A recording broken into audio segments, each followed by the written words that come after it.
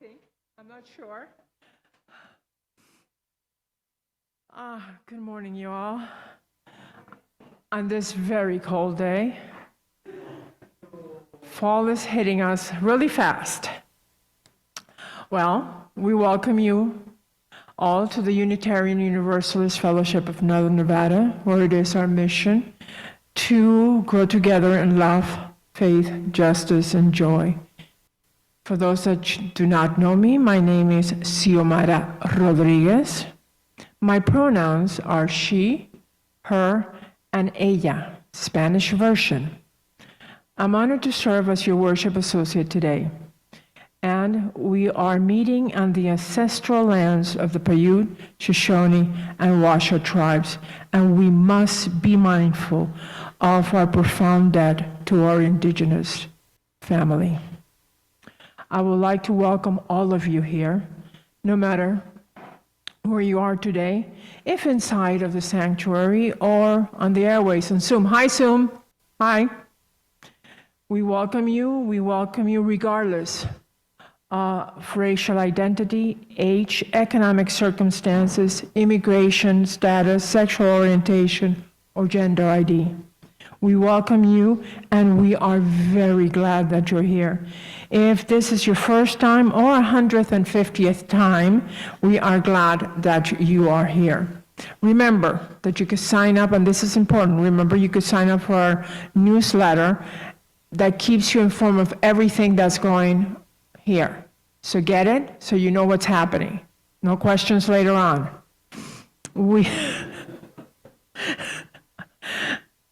I'm trying very hard to stay focused. We ask that all of you respect the folks who choose to continue social distance practice. Remember, the COVID is still hanging around, so please be mindful of our friends that are wearing masks and want to keep their distance. For those of you on Zoom, remember, you're going to be kept muted during the whole service, but you could put your comments on the chat box. And you can also stay following the service for coffee time. So no matter where you are today, sit back, enjoy our service. We come here to voice our truth, and you are welcome. So now let's take a couple seconds to greet one another in whichever way is better for you. Handshake, hug, elbow bump. And if you want to turn around and say hi to our friends on Zoom, please. I think they will like it very much. Go ahead. Greet one another.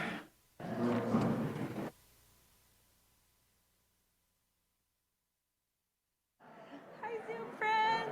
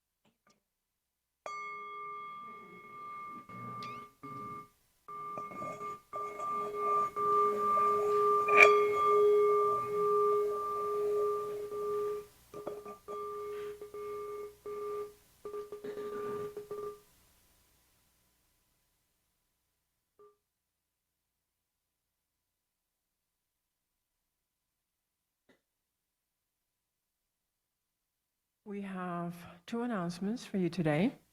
The first one is apple picking after service.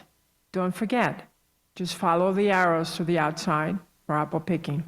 Another one that is very good and very important is Rosie's concert next Saturday, the 7th. Here, Rosie's going to be singing. Yay! At 3 p.m., so let's all be here to support Rosie. Now, I'm going back.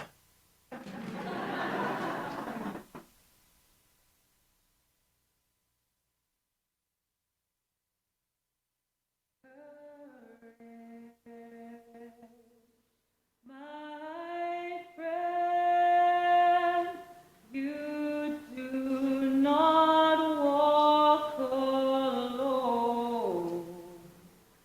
We will walk with you and sing your spirit home.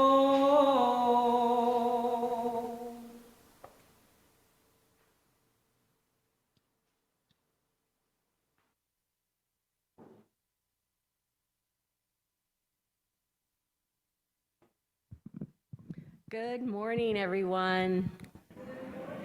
I'm Reverend Shelley Thompson. My pronouns are she and her, and I get the privilege of being the interim minister here at UUFNN. Welcome on this chilly October morning. October's my favorite month.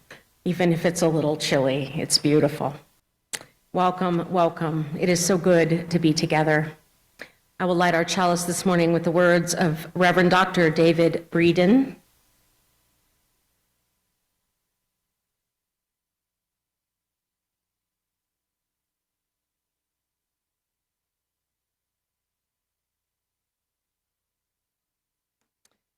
Our theme for the month of October is courage. We gather together here now, summoning our courage to be. We gather, bringing our weariness and our energy. We gather, bringing our wariness and our visions. Like trees in rocky places, our roots clutch. What we find is each other. What we find is each other holding tightly. Courage is not certitude. Courage is not assurance. Courage is a willingness to join in the attempt, to join in the unlikely, even the impossible. Courage is a choice. It is a way of knowing. Courage is a way of joining together. Courage is knowing that together we will do what none of us can do alone. Let us worship together. Please rise in body or spirit and join us in singing.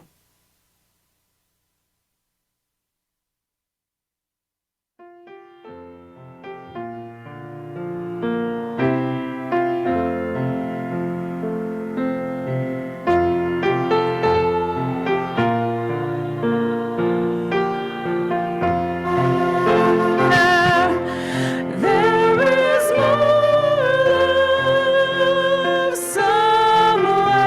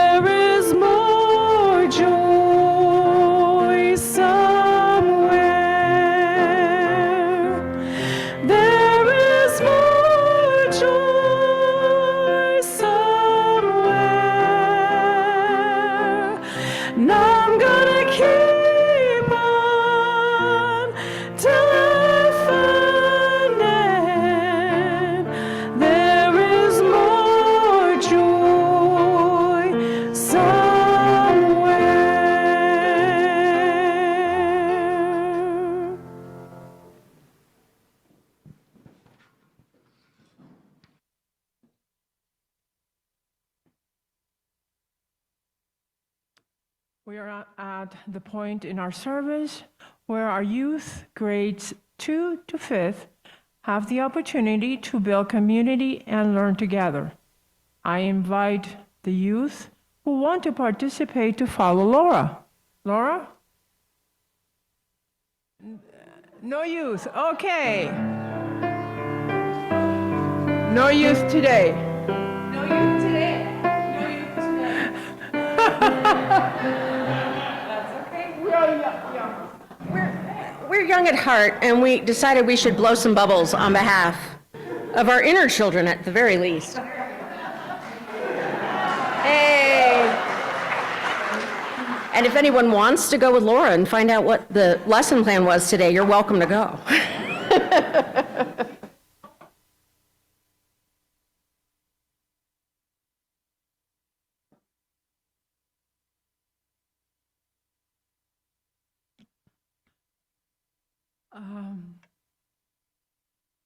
This is our time of joys and sorrows. And I am going to share a sorrow with you guys. My stepfather passed away on Monday. He was 92 years old. He passed away in Florida. His memorial is going to be on the 11th, so I will be hit in Florida again. Please put my family in your thoughts. We weren't expecting his death, but here we are. We continue and we move on. Gracious and loving universe, for whom all things come and to whom all things return, we gather on the edge of another week, and for some of us, at the edge of our strength. We are buoyant by events of the weeks, or weighted down by them, or we arrive in some paradox mixed therefore. We are here in our Sunday assembly of hope and restoration. At times, we come weary and worn down, and for some, this is how we arrive today. At other times, we come with questions and longing, or with something to offer. We give thanks for all that lifts us up and the lessons that leads us on. Teach us that from falling down, we could raise again.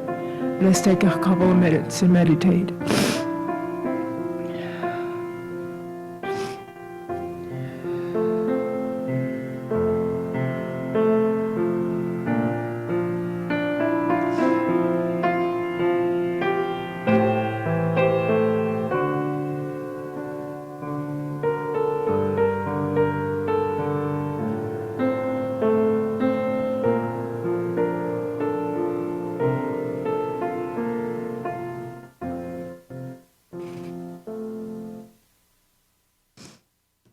And so with our gesture, one hand in our heart and the other extended out, sometimes we forget how much courage everyday life takes, whether it is the courage to get up in the morning or the courage to speak up about something important. Asking someone, especially a loved one, to respect your boundaries can take a tremendous amount of courage. Your struggles are valid, and the amount of courage it takes to face them is also valid. Remember that you have everything you need to move forward and achieve your goals. Blessed be.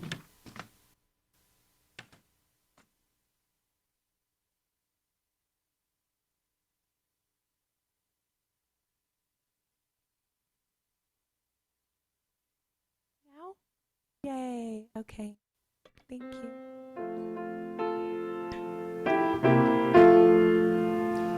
My life flows on in endless song above earth's lamentations. I hear the real, the far off hymn that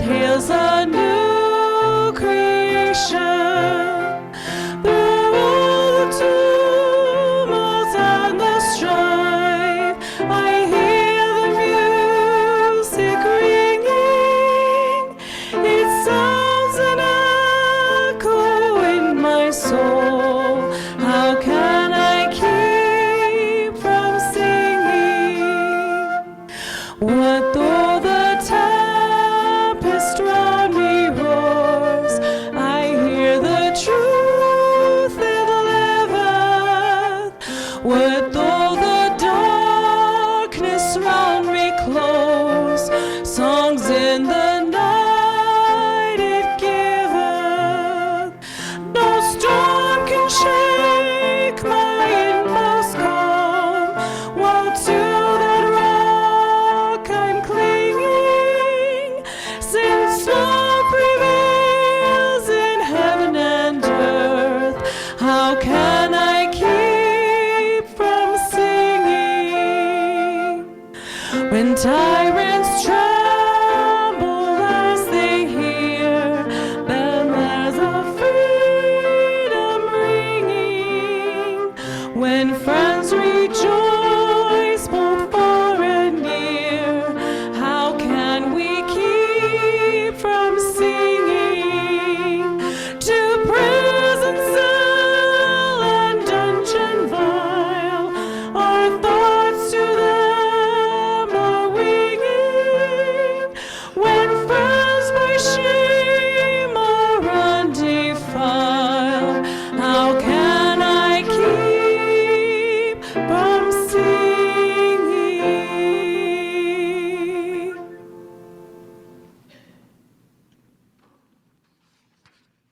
Thank you to our wonderful musicians for being with us this morning.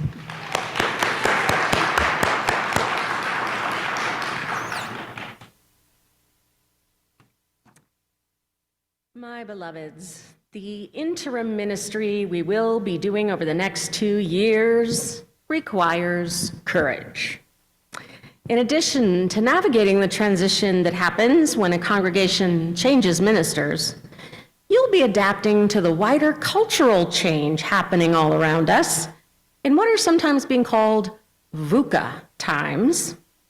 VUCA stands for volatile, uncertain, complex, and ambiguous.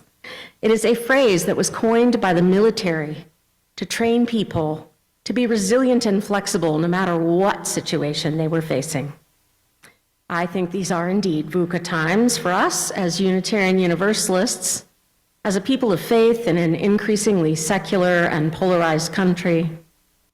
Unitarian Universalism itself is calling us to renew our commitment to personal and institutional transformation on the trajectory toward collective liberation. We know that moral arc of the universe does not bend itself. It's up to us. Reverend Carmen Emerson says, "We are called to be courageous questioners," meaning we are called to be curious, thoughtful, generous, engaged, and vulnerable people who trust each other enough to be open-minded and wholehearted as we deal with the tensions, uncertainties, and discomfort inherent in navigating major change. Courageous questioners. We certainly are. Here at UUFNN, transitional ministry is a time for asking courageous questions about yourselves as a congregation to help prepare you to select a new minister with the skills and perspectives that will best serve the future that you're envisioning together. There will be many opportunities for each of you to participate in information gathering sessions, town halls, lots of listening circles, some surveys, probably some workshops, all kinds of ways we're going to dream up so that you can all collaborate with us. We need everybody's input on this. We call this the work of the congregation during transitional ministry. And meanwhile, we'll continue to do all of the familiar ministry that you know and love. So it's going to be a busy time, and we hope every one of you will take some of those opportunities to share your thoughts and your wisdom with us so that we can get the best, most complete picture of who you all are and where you want to go together. Clarifying congregational identity is in fact a primary task during interim ministry. There are some common courageous questions about identity. Who are you as a people of faith? What are your core values that ground you and guide you? What are the covenants that you make with one another? How do you live into them? You have a Right Relationships team that will help lead some conversations and hopefully some workshops. I see Billy Lee right over there. She's our Right Relationship maven. She's very good at this. She's going to help us have these really great conversations about what it means to be a Unitarian Universalist in a covenantal faith community. So you'll be hearing a lot about covenant and right relationship as those shining lights that lead us forward. Why does UUFNN exist? And for whom? How are you feeling about your mission and the direction it's going, and how you fulfill it together? What is your vision of the future of your mission-based ministry that happens within, among, and beyond UUFNN? Dream big. In fact, one of my colleagues has suggested in these rather strange and unprecedented times that we need to go beyond imagining within the usual frameworks and start fantasizing whole new ways of doing ministry. Nothing's really off limits in this brainstorming session. What do you love about this community? There is so much to love. There is so much love here. What's your history here? What accomplishments are you most proud of? We get the honor of being the ones to celebrate the 65th anniversary of UUFNN next fall. I'm really excited. I hope we're going to decide to throw a big party. And there are some record-keeping tasks and updating and archiving that needs to be done to kind of catch us up with where we've been over the last 10 years or so. So it's a bit of a project. And I'm hoping, too, that we'll decide to do some oral history recording. We have some folks that have been with us since the very start, like Betty and Lois and Dave, great people who know an awful lot about this place, and we want to hear those stories and be able to keep them and share them. It's exciting. Another key transitional process is systemic change and adaptation. This is systems work. This work helps UUFNN become relevant and sustainable for the next generation and hopefully way beyond. And it's really important when we're talking about these kinds of changes that they are systemic cultural examinations. They're not personal critiques, and we're not passing judgment on any person or group or anything that's been done in the past. Remember that working on progress doesn't mean that you were doing it wrong before. It means that the world has changed, and so have we. And there is so much good and right that is happening here that we want to carry forward. This is a really healthy congregation. I'm very impressed with you all, and you should be very pleased and proud of yourselves. So transformation isn't about fixing things that are broken. It's about growth, to grow in love, faith, justice, and joy, right? What is going well that you want to keep doing and make stronger? And what changes might you need to make to set yourselves up for future success? What new goals do you want to set for yourselves? Short term, long term? I've talked with Nathan about the welcoming renewal process. Have some of you heard about this for our LGBTQ plus welcoming status as congregations? So many congregations like this one did that quite a while ago. And now the UUA has encouraged us to increase our commitments and our accountability and do a welcoming renewal process every single year to maintain that status as a welcoming congregation.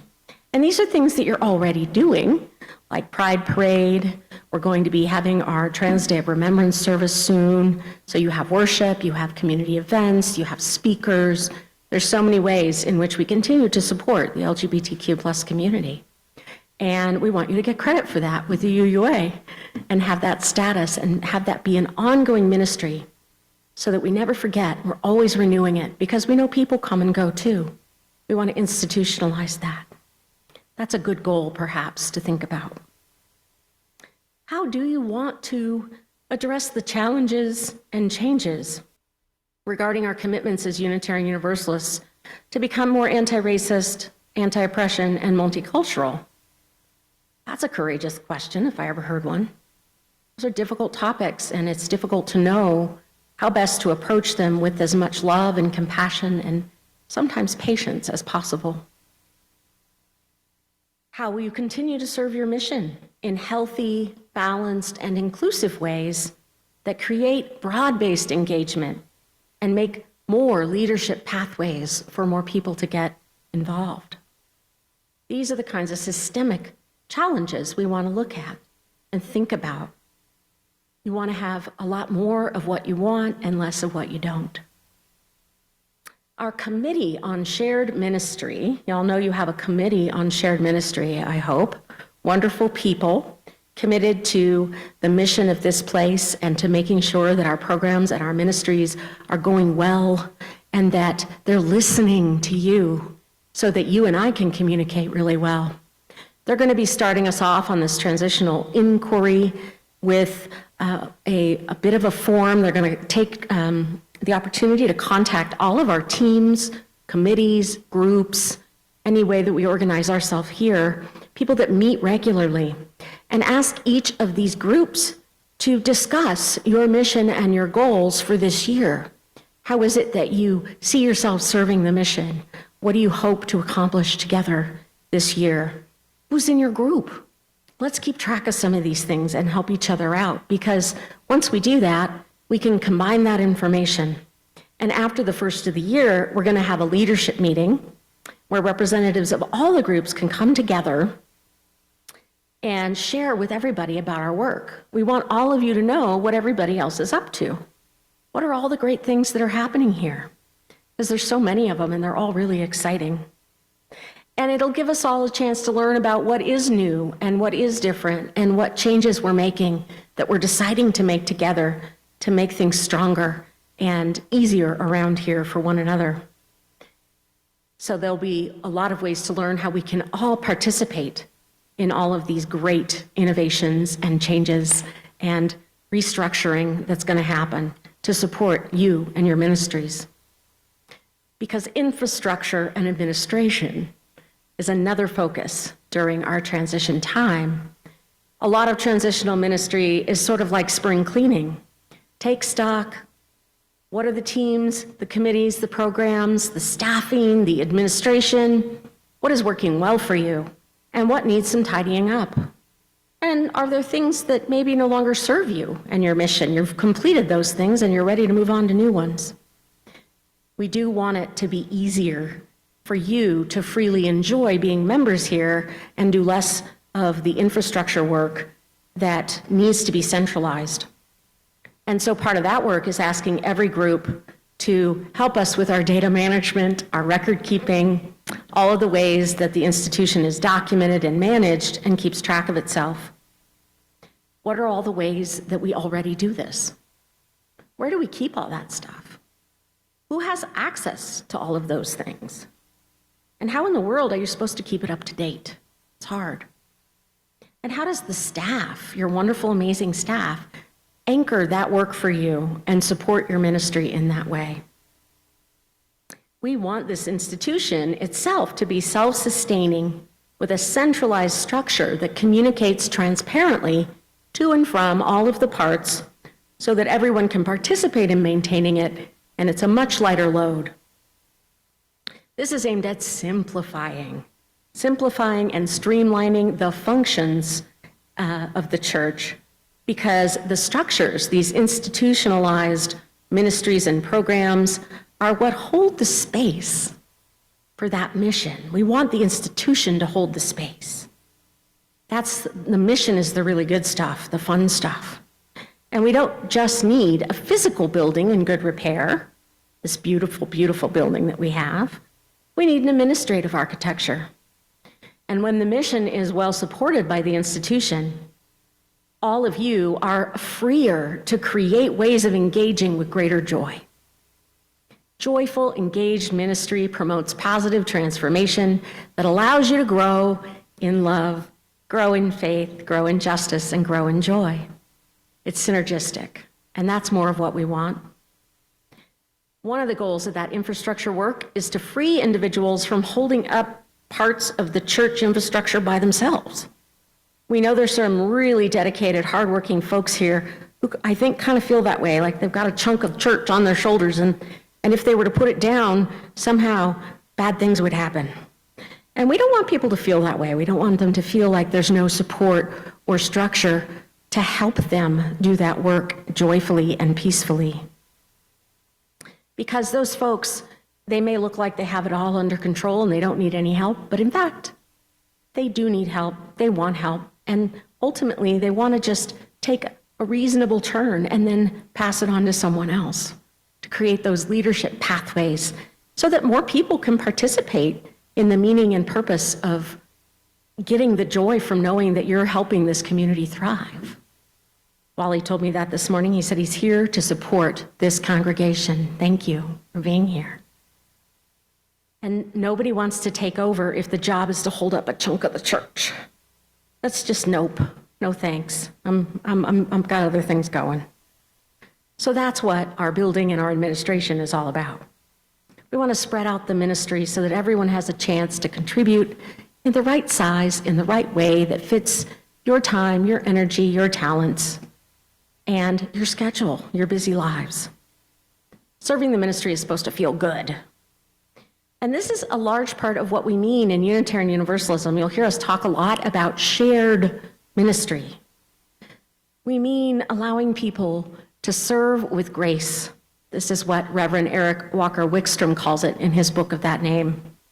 He asks us to imagine church not as a place led by a few overly taxed people, but one where leadership is a broadly shared ministry that members of the community undertake for the deep joy of it.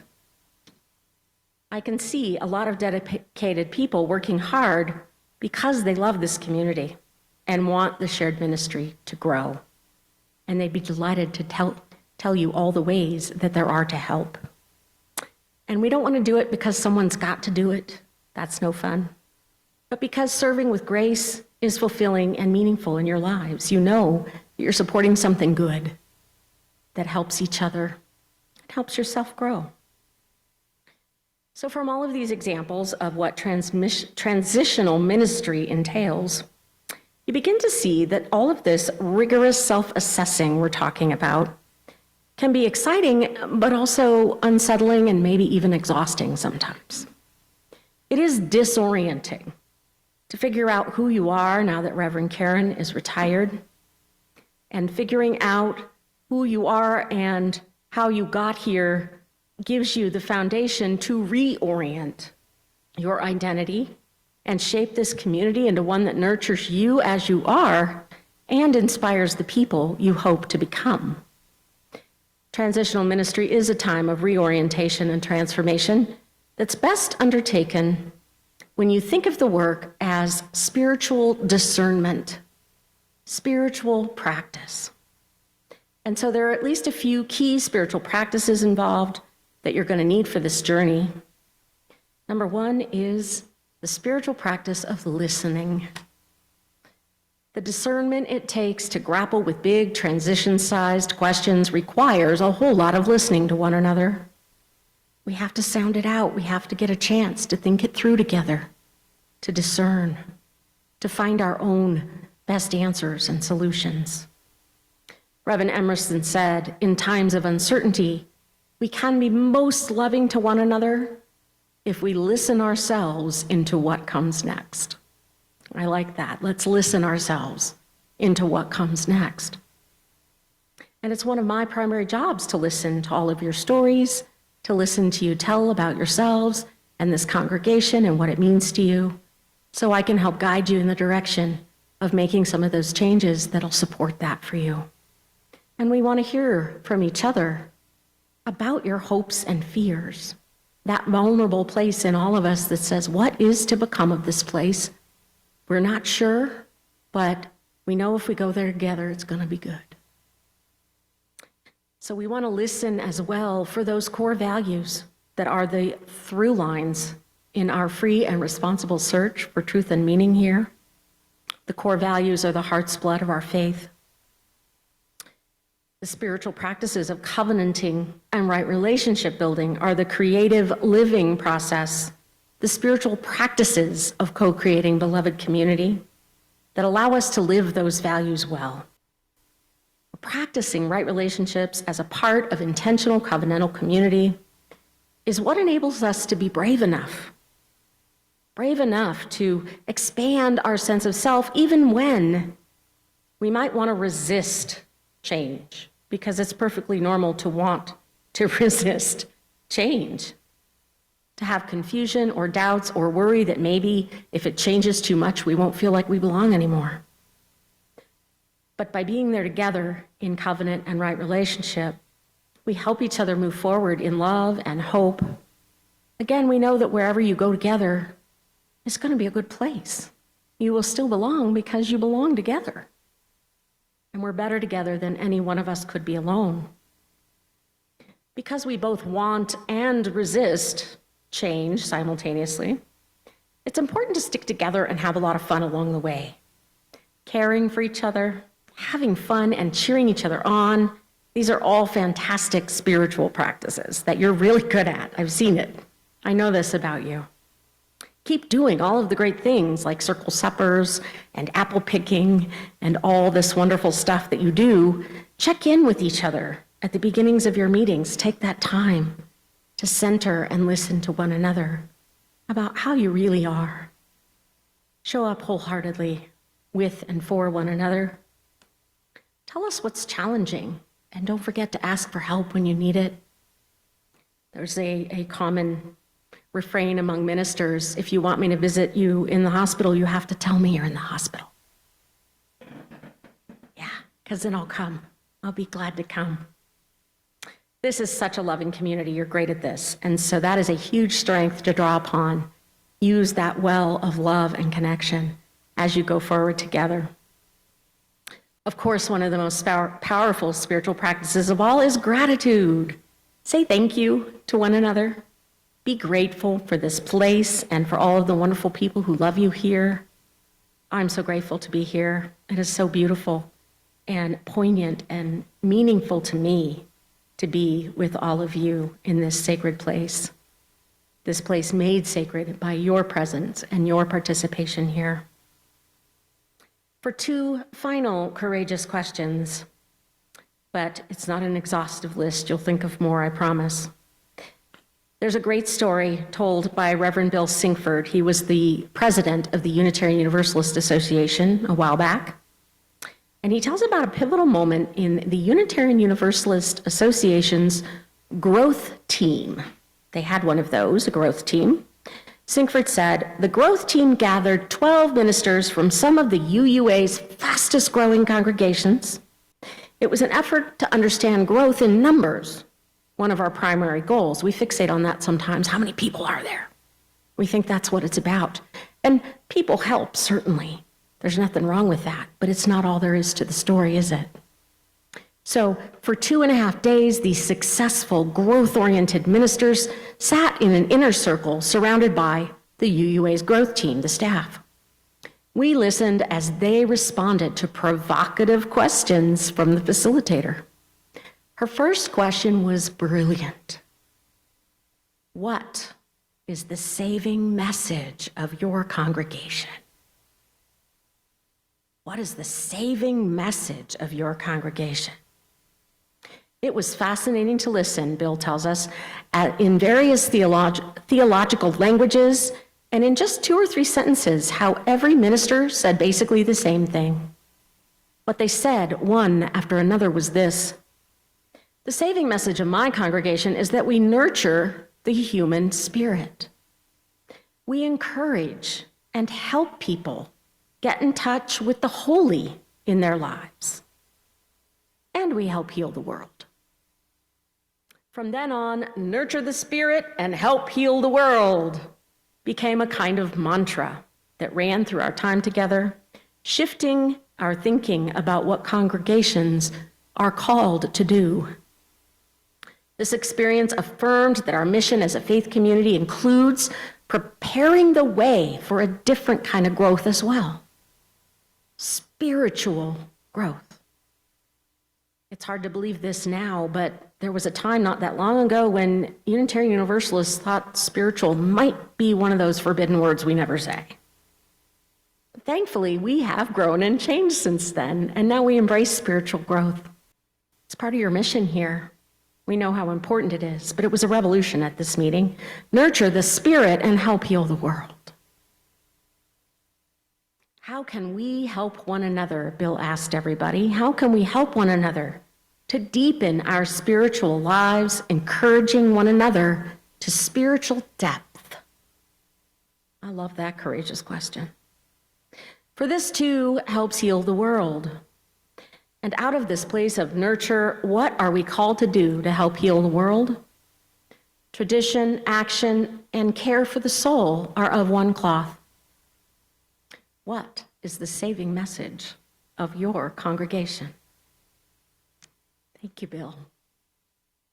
My dear ones, as we take this journey, let us remember one of my favorite. It's a chalice lighting, but I love it. Life is a gift for which we are grateful. We gather in community to celebrate the glories and the mysteries of this great gift. May our reason and our passion lead us to be true to ourselves, true to each other, and true to that which we may together become. Amen. Blessed be.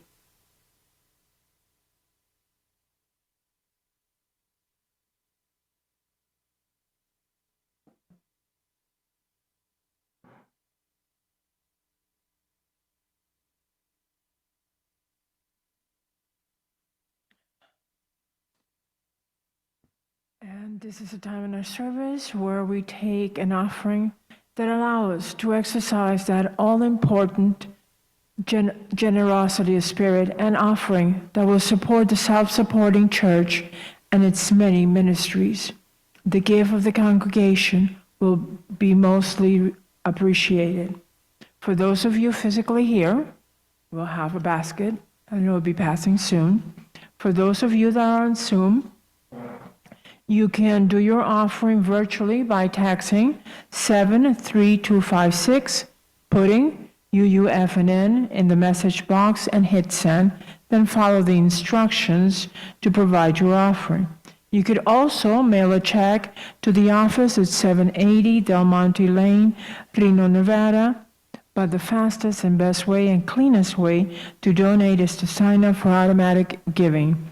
Contact the office and Carol will send you an automatic draft authorization, or you could pull it out of our webpage. Here in UUFNN, each month we also give folks the opportunity to share our generosity by sharing with a designated nonprofit organization. The Share the Plate for the month of October is Children Organ Transplant Association, CODA, and the representative is here to tell us about it. Cecilia Collins, please.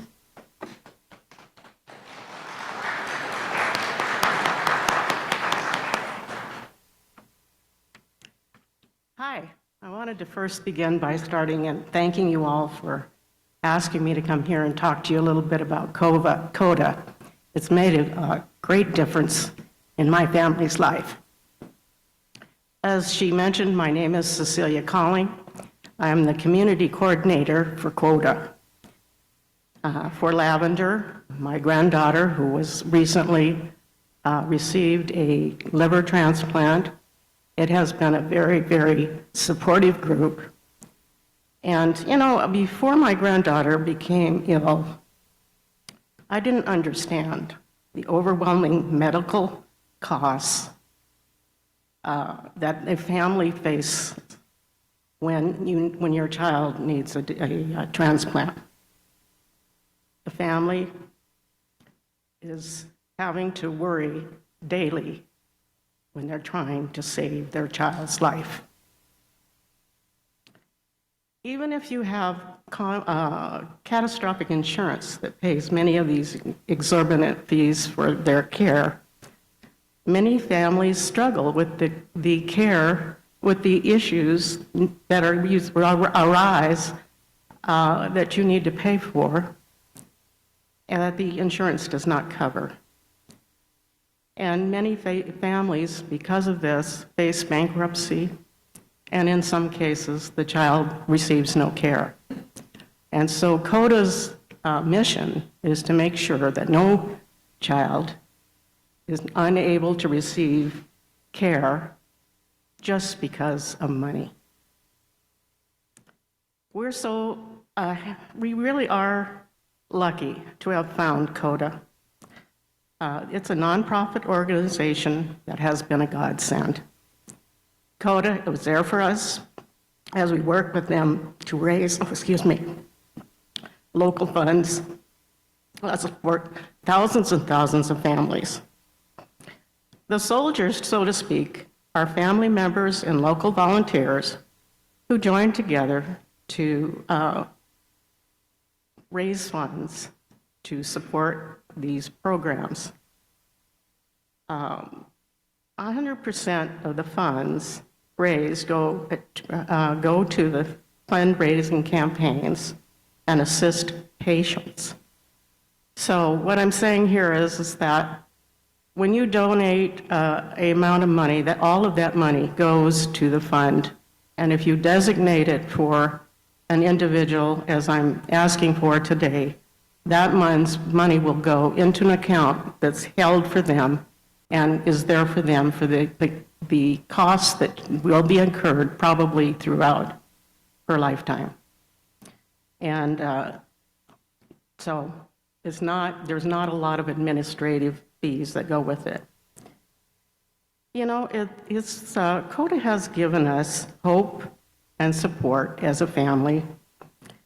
Their primary concern is to take the burden of raising money away from parents so that they can concentrate on getting their child well. I know from personal experience, what a difference CODA has made. And we're asking today that you, in your generosity, contribute to CODA for Lavender so that fund can be there to help our family and other families in the country. Thank you.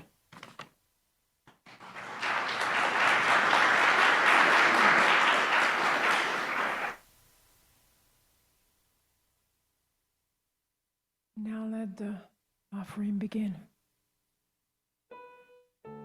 I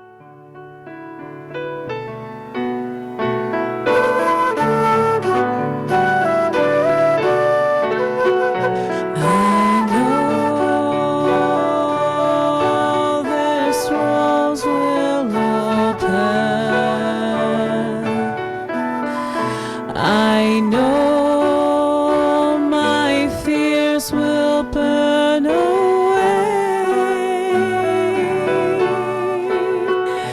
I know my soul will unfurl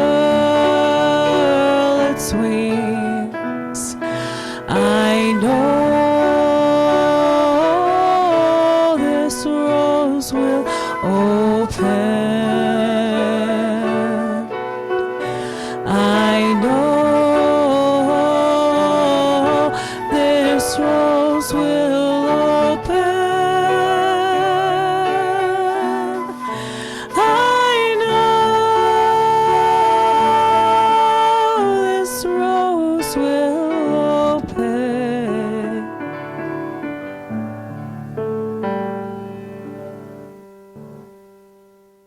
Now, if you could help me with David, bless our offerings to the work of this fellowship.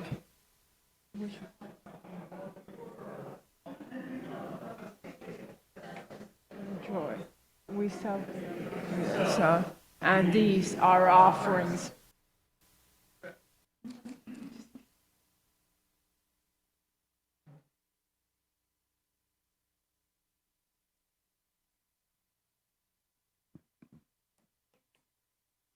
It had been a custom around here for quite a while to use our offering baskets to share joys and concerns, and received a couple of those slips here this morning that I want to share with you.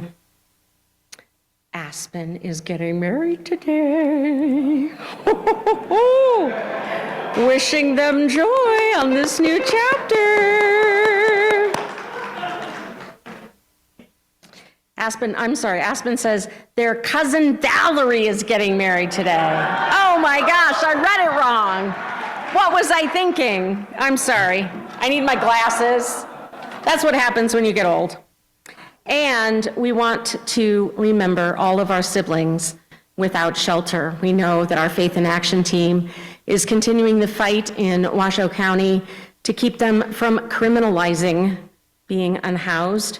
And as this weather turns cold, it is a good idea for us to continue to hold those folks in our warm hearts and the generous giving that we do to provide blankets, coats, warm food is all much appreciated this time of year and all the time.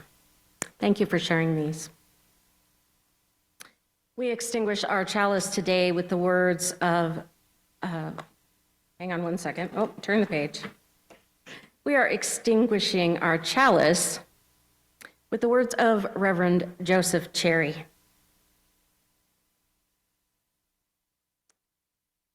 If we have any hope of transforming the world and changing ourselves, we must be bold enough to step into our discomfort, brave enough to be clumsy there, loving enough to forgive ourselves and others. May we, as a people of faith, be granted the strength to be so bold, so brave, and so loving. I'm going to give you a little homework assignment. I want you to do even more than you already do of what we therapists call watching out for good behavior. Give each other thank yous and kudos and cheers, sincerely and with enthusiasm. Notice when someone goes above and beyond, like Chris. I see Chris Highland back there. He came over here the other day to do something completely different and discovered a flood creeping into our sanctuary from a burst pipe on the other side of the wall. And he stayed all darn day to fix it and waited for the plumber and just really went above and beyond. Thank you, Chris. And our entire HVAC team that has been working on that system. Philip knows all about this way more than he ever wanted to know about HVAC systems. Thank you. Yay.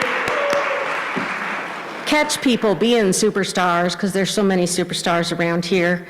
I feel like sometimes we just take for granted the fact that everybody's fabulous, right? Well, tell each other that. Don't be shy about it. Let each other know. Thank you for inspiring us with your beautiful music this morning. We love you. Woo! And thank you, Xiomara, for being with us at a difficult time, continuing to share your presence and your love with us. And our love goes with you on your journey.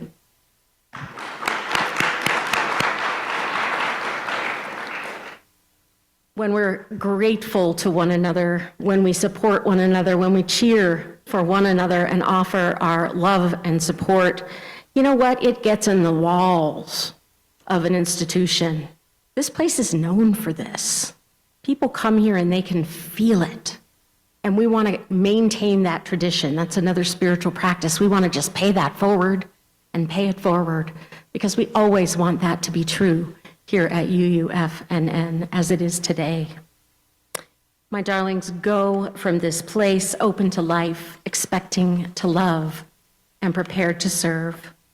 Please rise and bow your spirit and join in singing, I Know I Can.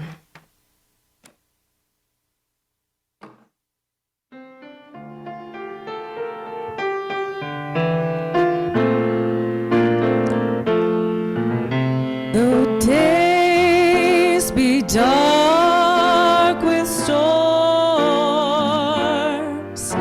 and burdens weigh my heart, though trials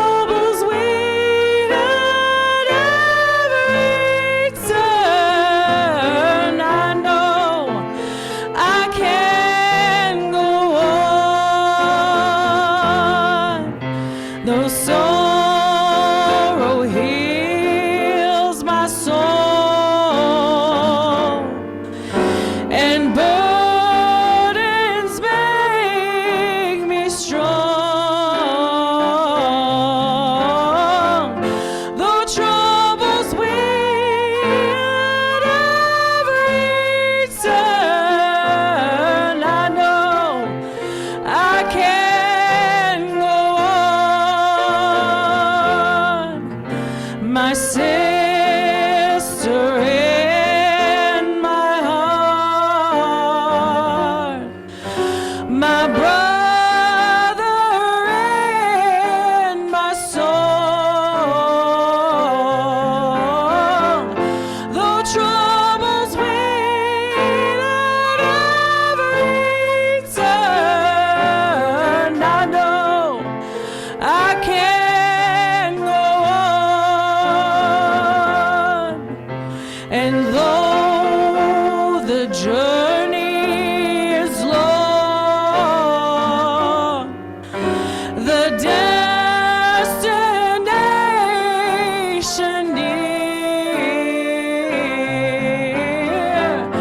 though troubles wait at every turn, I know I can go on.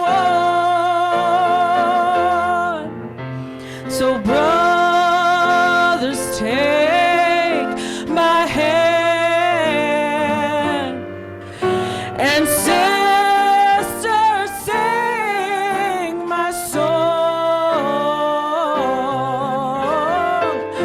When hope awaits at every turn, I know we can go on.